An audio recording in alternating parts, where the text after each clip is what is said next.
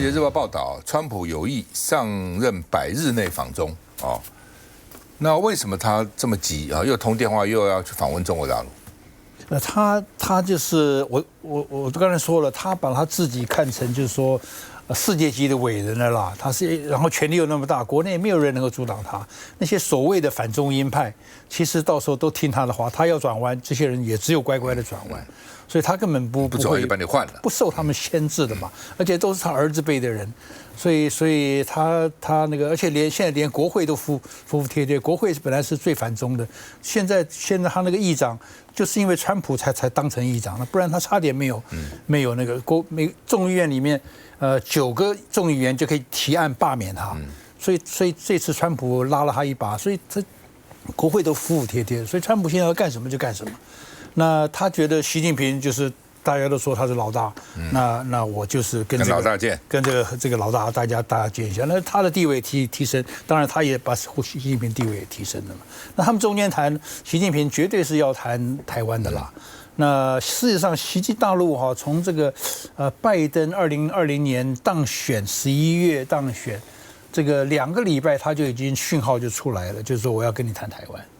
那可是拜登任内一直没有谈成，因为拜登就压不住他下面的人，拜登连国会里面那个老太太裴洛西他都压不住，然后他的手下的人啊，布林肯啊，都是在国会里面出来的，所以他们压不住国会的反中鹰派，他自己又老啦，这个完全没有领导的这个怎么讲动力了啦，所以就4年一事无成。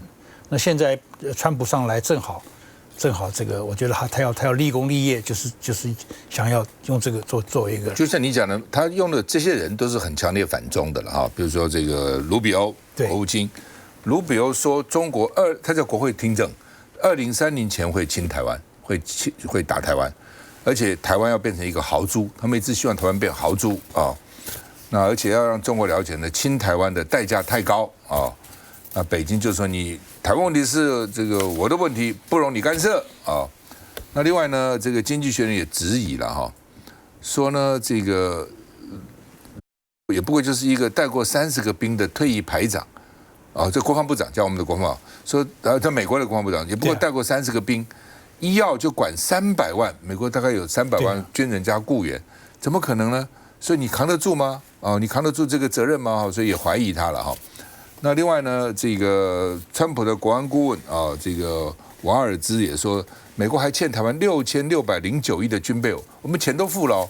他因为说来不及做了，因为都给乌克兰了哈，所以呢，这个那彭博是说，国防预算啊，备战还是不足的，台湾军方没有准备好迎接川普的恶意，就川普看起来不会派兵，就让你自己防卫你自己。那也有人说，川普呢，一方面用台湾来威胁中共，一方面呢对台湾讹诈，让你尽量拿钱出来，甚至说 GDP 的10%都拿出来，他将来会怎么样对台湾？川普现在对台湾啊，我觉得他这个就是说要期待他来保卫台湾是不太可能的啦。第一，他没有像以前那么重视台湾；第二的话呢，刚才我们提到了美国军方啊，美国军力现在不够了，所以美国这些现在最不愿意。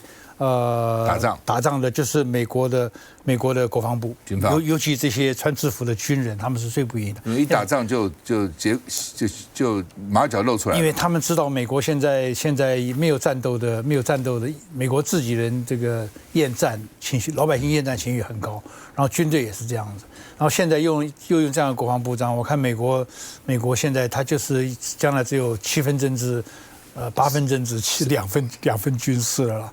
所以现在，可是大陆也不想打仗，所以这倒是他们2个人做个交易。那这样美国也不想打，大陆也不想打，那台湾是不是比较安全呢？就是最后就交易了嘛，就只有他们2个交易。可这个问题不可能再拖下去。刚才我还没讲完，就是说除了军事的原因之外，因为军事一直在往大陆这方面倾斜。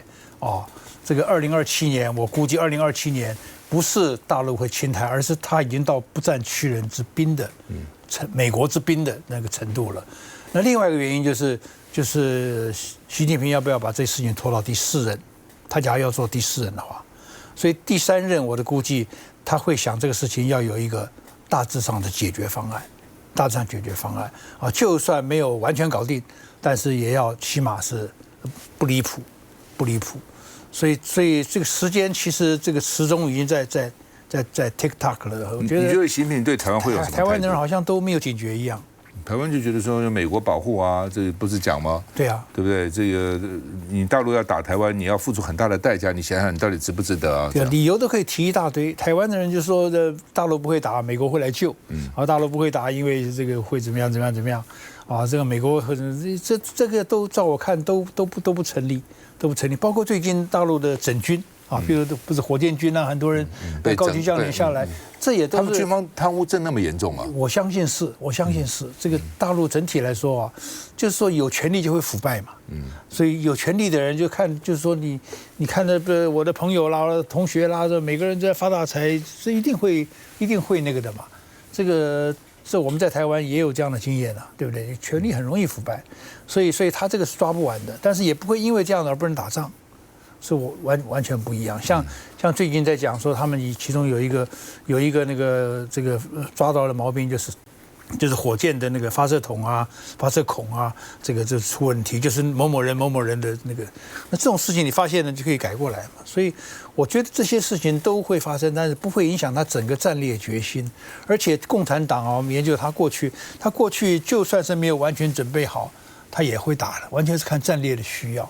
所以台湾就是聪明的话不要给大陆让他有这样的一个理由，借口了，也不要这样的理由。所以一直在那边讲说不会，你来啊，我不怕你，你是只老虎。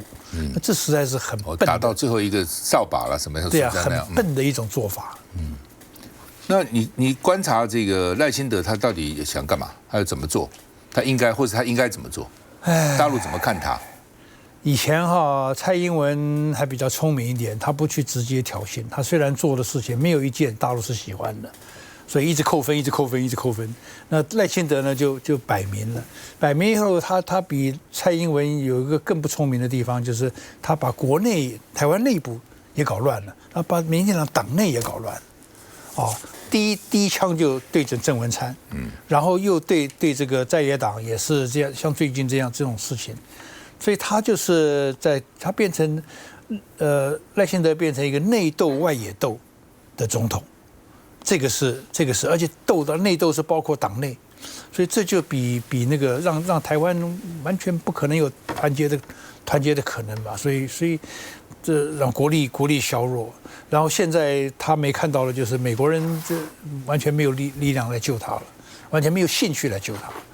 所以我觉得台湾真的是我们要面对一个非常艰困的未来，今年非常艰困。因为之前的那个拜登被问到，还说我一定要出兵保护台湾，台湾绝对不能被这个大陆拿去，所以搞不好他们觉得说老美现在跟台湾的关系很好啊，抗中保台的这个情绪很强啊，而且美国国会两党对于抗中情绪都很强烈嘛，只要提到抗中反中，哇，什么汉字都可以通过嘛，所以可能是给民进党某种鼓励吧。对啊，这是拜登的时候是这样子啊。拜登就是他把美国那个我刚刚讲霸权4个支柱，他把民主这个强化然后把这个盟邦这个强化，搞了一个印太的这个什么这个无眼啊，这个那个的弄了很多强化，可是他没有把国内搞好，所以美军继续的往下掉，美元继续往下掉，所以他的支柱4个角里面2个角站得稳，2个角。这个可是这现在他没有弄好的美军跟美元，现在更越来比那时候更虚了。现在川普上来的话，这4个角我看就是3个半都没有了，3个半都没有的话，然后他这个再加上我到目前为止还没讲，他现在真正的变革是从美国内部开始，所以我们现在未来的新闻我建议我们国内的媒体界。言论界要多注意美国内部怎么变化，而不是看他这些外交上这些动作 ，WHO 啦什么这些。你认为他内政怎么变化？内政会有到底什么？他内政会彻底的变。他譬如说，他现在找的，你比如找国防部长，你刚刚讲嘛，只带过30个人，他现在要带200多万人。然后这个一点经验都没有，国防很多都不知道。然后一个最讨厌 FBI 的人，还写过书骂 FBI 的人，现在当 FBI 的局长。然后他说我上台之后要把 FBI 大楼变成博物馆你说将来 FBI 会帮你收集情报吗？这个不泄密的不错了。将来一定会有很多美国的内部的情报泄密。好了，教育部长是不重视教育的，然后反对疫苗的人现在去当卫生部长，他就整个他整个要内部呢，就是说我越那个，他要认为说这些东西将来都是你们那个还有大学，美国大学将来一定也会天翻地覆一番，所以我们国内要去美国念书的人也要注意这个发展。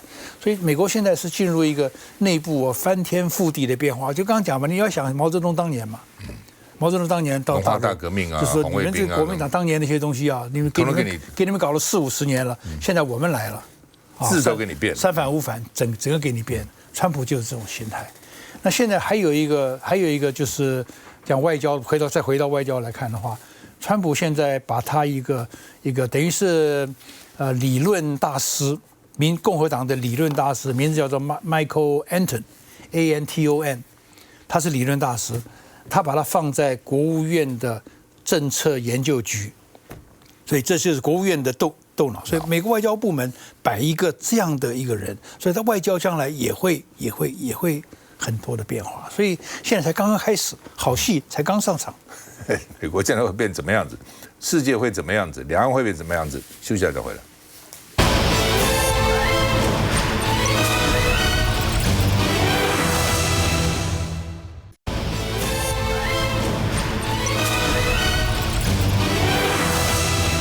川普现在任命的内阁，我们比较重视，比如卢比欧，这个赫格塞斯就是刚刚讲的国防部长，那他原来是 Fox 的这个谈话性节目主持人然后雷克里夫曾经当过众议员那也出了书，他当中情局长，他说中国呢是现在对美国的最大威胁，也是呢二战以后对世界民主跟自由的最大威胁。然后呢，这个瓦尔兹当过佛罗里达州的众议员访问过台湾那看起来他们都希望把台湾变成一个豪猪然后呢打不对称战争。我在想说，豪猪如果身上都是刺，你还可以撑久一点，大家不敢吃。那就2-3根刺，不太像个豪猪嘛。台湾变成豪猪也不是那么容易啊！你说变豪猪变豪猪，最主要台湾没有战斗意志嘛。而且我们这些老美他们不了解台湾，他们以为台湾会像乌克兰一样，就是你有外敌入侵。为什么台湾会不像乌克兰一样？为什么没有战斗意志？我觉得这很简单，因为台湾历史上从来没有打过仗，台湾从来没有打过一个很有组织，台湾很有组织的打了很久的这样一个战争，没有。这个荷兰人来了就走了，西班牙人来了就走了，日本来了，这前面几年还有点那个原住民还有点冲突呀，汉人也有打了，但是基本上都是很短死伤也就是说从大的格局来看根本很少，所以没有一个大规模的这样子。所以然后二战别人都死了几百万呢。日本也几百万，菲律宾也几百万，印尼连新加坡都很多人了。这李光耀还被俘了，那台湾拜托没有什么轰炸，就差不多就这样的。然后当兵到南洋去有一些人当兵出去了20万有的大陆，有的到南洋，回来17万，所以阵亡了3万。所以台湾这个死亡人数在二战里面算最少的。然后韩战打起来跟我们没关，我们还赚钱。然后越战打了几年，我们也赚钱，所以台湾没有经过战争的洗礼，不知道战争多可怕。然后认为咬咬牙都会过去，咬咬牙都会过去，留着青山在，不怕没柴烧，这是台湾普遍的想法。你来，我们就顺应一下就这样。所以可是美国人不懂，美国人以为你们会像乌克兰那样，像韩国那样，觉得你大陆都把你吃到，你一定奋斗到底，打到最后一兵一卒。然后做民调，AIT 没有办法反映回台湾的民调，尤其是官方做的民调，他民调大家都会讲，这政治正确嘛。你打电话问我，我也不晓得你是谁，我当然说我会我不会说我不会奋战到底。所以最后出来都是60%、70%，这根本不准嘛。老美不懂民进党就拿这个去骗，说台湾老百姓有决心。我们看台湾服兵役的人就知道了嘛，纷纷退伍，当兵人不多，军校没有人要念，然后飞行员一个一个，飞行员现在退役的最多了。还有在美国受训的，政府花那么多钱的 West Point 啦、西点军校啦，还有维吉尼亚，还有什么呢？现在都差不多退光了，很多都是这个时间没到就赔钱退伍的。所以你就知道我们军队的士气有没有？这都是在蔡英文时代发生的。蔡英文以前也有，但是蔡英文上台之后就非常就是急速的下降。当然不知道为何而战，为谁而战。以前至少还知道。对呀。那这几个人也许不知道 ，AIT 不知道吗？在台湾 AIT 那个触角是很广的。他们应该知道，可是他们大概也不敢讲。他们报回国内恐怕也不敢那个就去讲。所以我觉得美国错估对台湾太不了解，他们也是用这个他们想看到什么就讲什么，所以这个是真的是很奇怪。那蔡英文还好，蔡英文时代美国比较不需要面对这个问题，然后可是现在我觉得大陆的军力一直在往上提，美国这边一直在原地踏步。就请教这个苏董事长几个问题，第一个就是说，美国跟中国如果将来最后谈好了，会怎么样对台湾？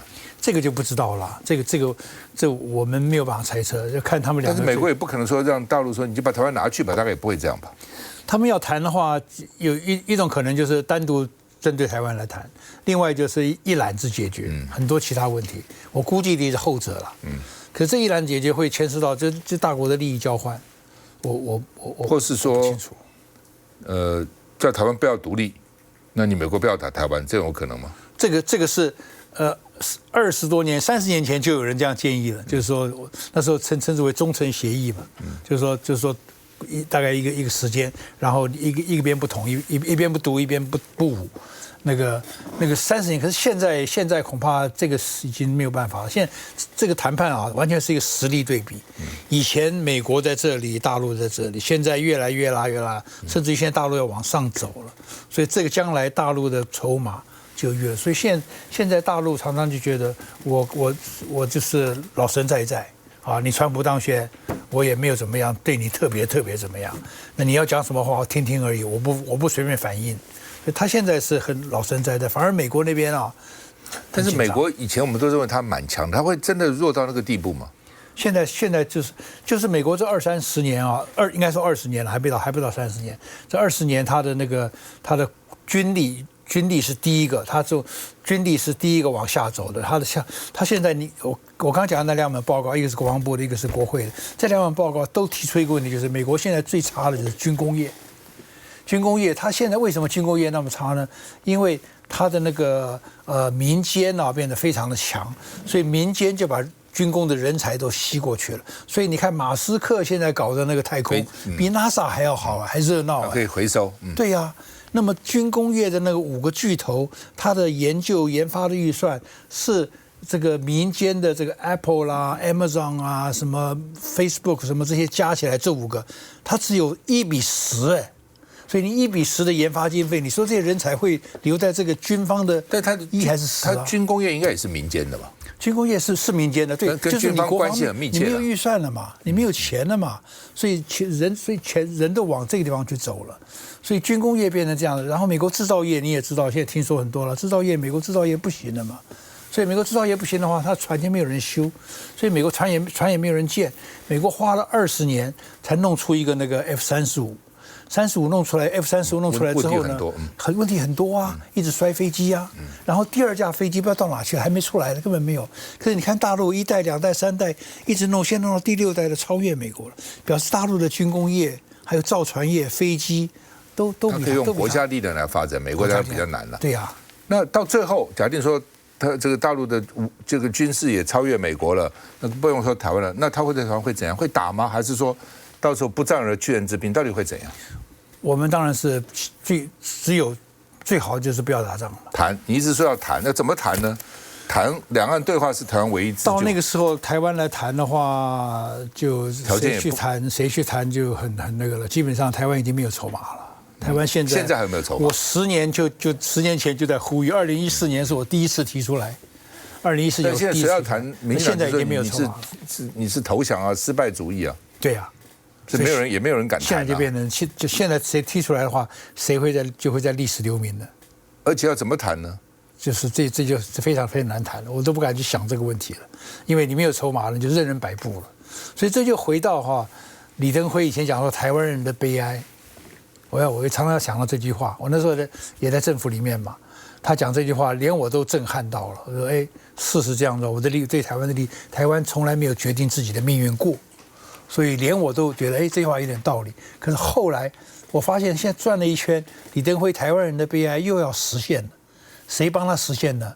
是民进党的蔡英文跟这个赖清德，他们把台湾搞到这个样子。你明明没事的，你非要去把这个锅搅烂，然后里面不但两岸的锅搅烂，台湾内部也搅烂，在野党分裂，你在野党能打就打，然后最支持国家安全的这一批人军公教，蔡英文第一个打的就是军公教，他是用政党的眼光来看，可是这些人是最支持国家安全的。对不起，你把军公教砍成这个样子，台湾没有人支持国家安全了。现在支持国家安全的、支持绿的都是那些有钱的，他随时都跑掉了。真正在爱台湾的、守在台湾是军公教这一批人，可这些人被民进党杀的真心换绝情，所以现在台湾就是真的，我觉得民进党李登辉真的他地下有知，他这个蔡英文跟赖清德最大的罪魁。未来会怎样？你们大家还是关心嘛？那到底要怎样？未来就两条路啦，第一个就是美中谈嘛，我们当然第一个希望他们能谈得起来。第二的话，谈的东西，台湾完全不是参与者，台湾是被决定的对象，那么所以完全没有争言了。这条路能走成，起码不打仗。那我们就真的会打吗？假如不行的话，那就最后就是那怎么打呢？那就不知道看大，因为到那个时候的话，就是大陆它的军事占到绝对的优势的话，他自己来决定了，所以时间点。跟这个方法完全由他来决定。